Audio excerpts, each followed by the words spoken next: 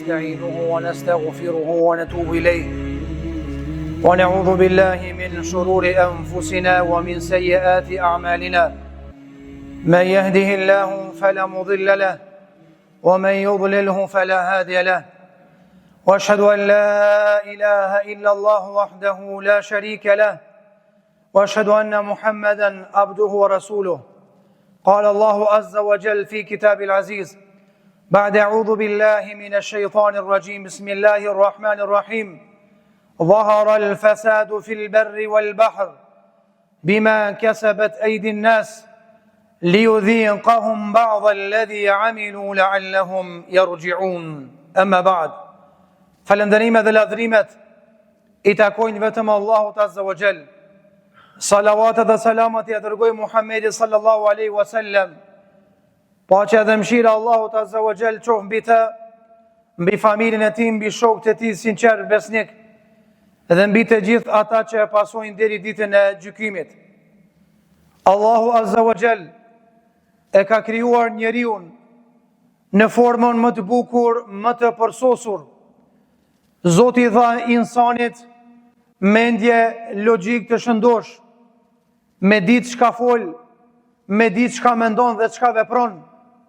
Allahu e begatoi insanin me ndjenja, me shqisa, për të treguar që ai është krijuesi I vetëm suprem dhe absolut. Dhe Allahu tha hadha khalqullah, kjo është krijimi I Allahut.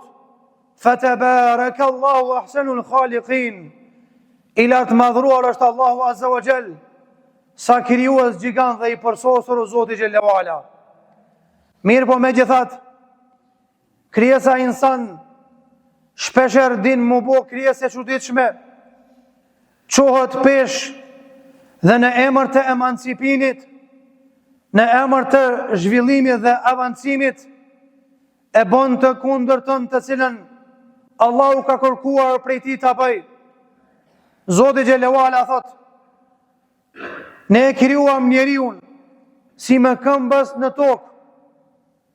Dhe Allahu I tha pastaj insanit: "Wala tufsidu fil ardi ba'da islahiha."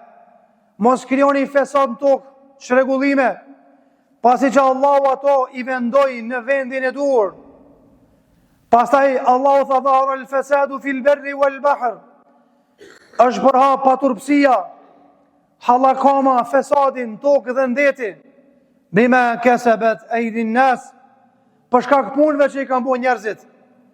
E prej punëve të çuditshme është fjala e keqe, ofendimi, sharja, e cila është bërë ushqim mesin e njerëzve, Zoti na rujt.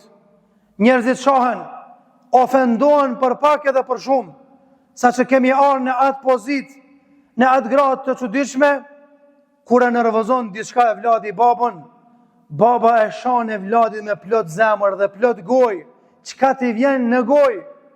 Kur e nervozon baba e vladi merr guzim, e mallkon dhe e shan babën. Dhe kjo është prej shenjave të kiametit, prej shenjave të fesadit madh në tokë, në mesin e njerëzve. Për atë arsye kemi nevojë që këtë paturpsi, që është përhapur me të madhe mesin e njerëzve në përgjithësi, ta largojmë, ta ndrojmë atë që është e mira, të edukojmë fëmijët tanë që të kenë turp, nga se nuk ka mundësi me pas besimin e shëndosh nëse njeriu nuk ka turp, nga se ka thonë pejgamberi sa el haya'u min el iman, turpi është prej imanit, besimit. Transmeton Imam Buhariu në Sahihun e tij se dërguari Allahu ka thonë: inna mimma adraka an-nas min kalami an-nubuwati al-ula idha lam tastahi fasna ma shit. Ato çka kanë mri njerëzit nga profecia e parë, pejgamberluku I parë është: nëse s'vjen marrë, nëse s'ki turp, bon çka dush, fol çka dush, Allah na rujt. Mirë po njeriu e rrezikon largimin e imanit, besimit, nëse ai është gojë fllitsht, nëse shan, ofendon, për shkak se Aisha ka thonë, pejgamberi sa nuk ka qenë mallkues, nuk ka shar dhe nuk ka ofenduar sallallahu alaihi wasallam. Në kaluarën e afërt na mojnë mend, ka pas njerëz që kanë qenë temperament ngishta, edhe tek këtu kanë ofendu, ju në rujt prej rejes, ju në rujt prej djalit, i rujt prej fëmijës, i rujt institucione publike. Sot s'ka më rujt mu, kuna ti vjene ngoj, me shajt, me ofendu, shanë dhe ofendon.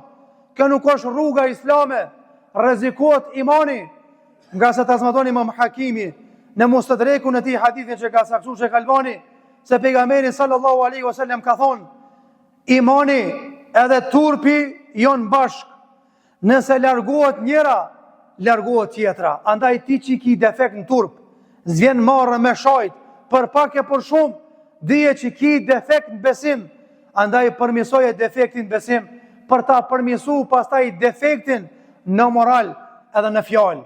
Njëri që përmen Zotin, e falë gjuman, njëri që lexon librin e Allahut Azza wa Jall, ku me ditë sa dikush me apru punën, me janë nxjerr një ofendim, nuk ka mundësi me nxjerr. Se që kjo gjuhë që ti po do me shajt me te, e falë gjuman me herët. Që kjo gjuhë që po do me shajt me te, ra salavate. Që kjo gjuhë që po do me te, i bune të smit, çfarë gjuhë është kjo sabale e shan, mazor ke thotë Allahu Akbar. Sabale Allahu Akbar, mazor ke shan. Çfarë gjuhë është kjo gjuhë? Unë e di që është elastike, është e butë, ndryshon, terët, thahet, mirë po nuk ndryshon relacion me Allahun Azza wa Jall.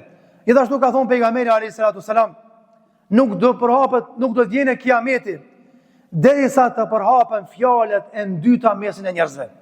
Në të kalumën e ki pas një fëmijë në mahall që ka shajt. Në tashmën nuk ka problemet e djemët, sa ata mu e kanë bo hobi, ofendimin, shajtëmën. Tash problemi është e të vajzët. E ndim vajzën 12 vjet, 14 vjet, 15 vjet, e shon shokun e klasës, bankës. La ilaha illallah. Edhe çfarë shajtme, vjen marrë ty që jetu ndi, a nuk të përpret fare. Andaj kam përgjithësi edhe prindrit, edhe profesorët, me largu këtë fenomen negativ që na servu edhe nga mediat, edhe nga rrjetet sociale, besa edhe shpesher nga baballarët në familje. Baba shon pak pik marrën ndërse vladit, e shon grujen, e shon ato, e shon këta. Nëse fëmia edukohet kësi ambienti, pa qëtë ndoshta ka me u bo i tilla Allah në rujt.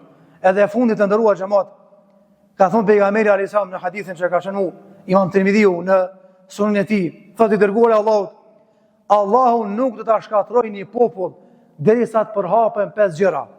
E para është derisa ata ta mallkojnë njëri tjetrin. Unë e di që ki mos marrveshje me kolegën, ki mos marrveshje me ato, ki mos marrveshje me ato, por nuk gozon mos marrveshje me eskalu, me mallku njerin për pak e për shumë, për diçka të thjeshtë. E përderisa përhapet mallkimi me njëri tjetrin, burri e mallkon gruën, gruaja burrin, e vladi babën, baba vladin, ato këto përhapet mallkimin mesin e njerëve, sikur se me qenë pije apo me qenë ushqim. Allah na ruaj, nuk shkon dita pa mallku njëri tjetrin. Çish po doni me pas bereqet kur na mallkojmë njëri tjetrin? Çish po do hoxha me pas xhamat mirë kur e mallkon xhamatin? Çish po do xhamati me pas hoxh mirë kur e mallkon hoxhën? Çish po do baba me pas e vlat mirë kur e mallkon e vladin? Çish po do me pas ret mirë kur sabah akşam nuk bjen me flecë, gjumi nuk e zën, pa shoni e rejnë pa mallku. Çish po do të jam me të respektu tyje? E dyta tha pejgamberi sallallahu alajhi wasallam, nuk do të shkatrohet një popull përderisa ata të kenë ndjenja për njëri tjetrin, burri për burr edhe gruaja për gru. A ka uaj unë nuk e du shokin tem, po unë s'po them që e të dosht, për qaf, pa nevoj, pudh pa nevoj, pudh faqe, ndo kucel, ndo kuka për para, ndo kuka për mat, ja, femna është ka je. Nëse kitë një smuj kalzo, elhamdulillah ka ilaç. Ama jo me prun këtë deregje. E treta tha pejgamberi sa derisa njerëzit të marrin në për mexhlise të ubime tyre këngëtar ose këngëtare, se nuk i shkon çaji, edhe ngrënia ushqimit, nuk i shkon të ubimi me dhe mexhlisi pa koll pak. Pa pas një këngëtar apo një këngëtar nga të vetë Allah na ruaj. Këto janë elemente që na thrasim edhe meritojmë pasaj dënimin e Allahut Azza wa Jall. Elu Zotin e madh që këto gjëra, këto shpreje të paturshme që kanë marrë hovë mesin e familjeve dhe shoqërive tona, elusë Allahun që t'i largojmë, elusë Allahun që t'na bëjnë neve sebeb që t'i largojmë, apo spaku t'i zbehim që fëmijët tonë për pak e për shumë mos me nxjerr fjalë të dyta as në shtëpi, as në treg, as në rrugë, as më pak në shkollë, në xhamia apo vende të ndryshme. O Zot i Madhërisëm, këto gjua që po të madhrojnë ty, po të përmendin ty në këtë ditë xumaje, pastrojnë nga veset e liga, mundsona që vazhdimisht të qesim nga gjuhët tona fjalë të ëmbla, fjalë me të cilat je i kënaqur ti ya rabbal alamin. O Allah, nëse ti nuk e ndryshon gjendjen tonë, ne nuk kemi fuqi me ndryshu atë. Amin, amin. Barakallahu li wa lakum fil Qur'an wa sunnah, wa nafa'ani wa iyyakum fima qultum wa sami'tum. Astaghfirullah li wa lakum wa lisa'il muslimina min kulli dhanbin fastaghfiruhu innahu huwal ghafurur rahim.